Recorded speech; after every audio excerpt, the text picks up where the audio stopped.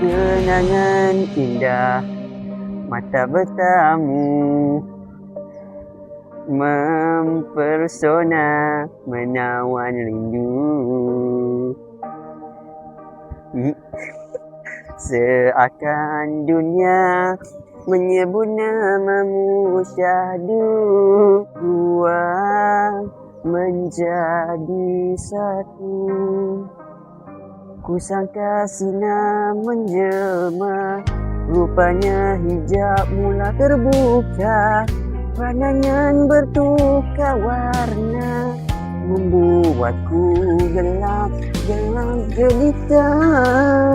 Wow. Nada suara bermenang, memadam cahaya tenang. Kau menjejaki kemana saja tanpa kundang. Bisikanmu menghalang, terbangmu menggoncang, menghantuimu, mengalihkan arahmu pulang. Weh Mike. Oi, Crawford. Lama dah kau.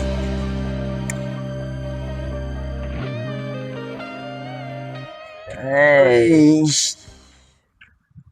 Apa ce bro? Sihat Alhamdulillah. Mana? Weh, aku panas aduh.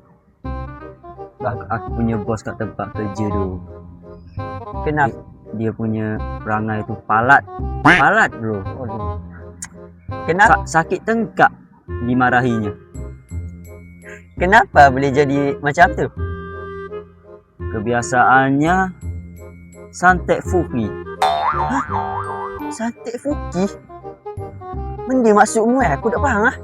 Masuk dia begini. Kawanku disantet fuki. Dia jadi lemah gemalai. Dia punya badan lesu-lesu. Oh, santau ke? Yang black magic tu?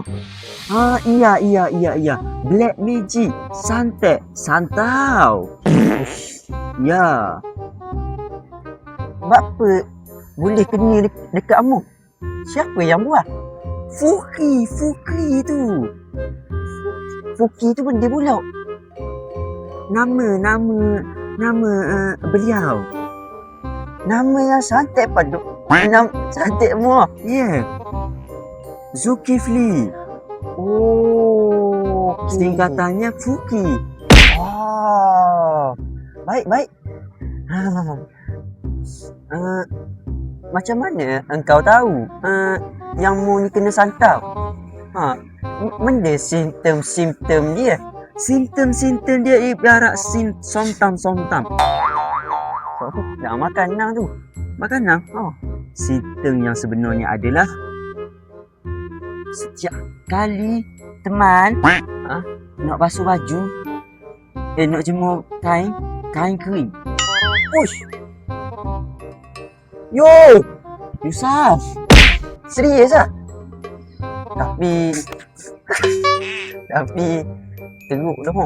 Aku rasa dah apa aku ada cara nak buang benda tu. Gimana sih? Ikut aku. Follow you. I follow you. No. Follow you.